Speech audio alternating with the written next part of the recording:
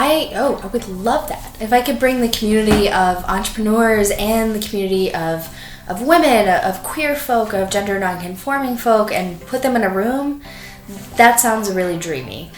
I think that there is a lot of power in, empowering queer folks, women, people of color to be entrepreneurs, to grow their businesses, to grow their creative practices.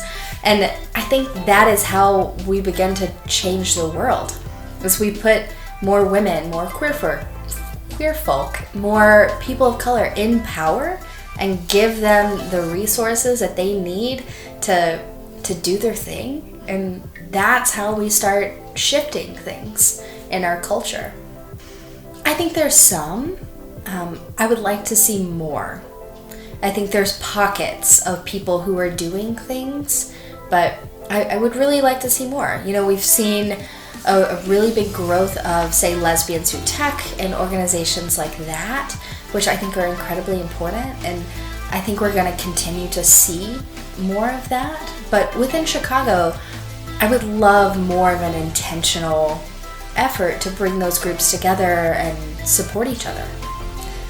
I think the first step is, a couple different things. So maybe not the first step, maybe the first two steps. So finding a space, a physical place where people can get together, and then finding the people that you want to bring into that space and getting people to show up, which are all simple but not easy things to do. I think it's some organizing that needs to happen around that. I think making sure that whatever kind of guest list you have for this group is really representative of our community can be a challenge.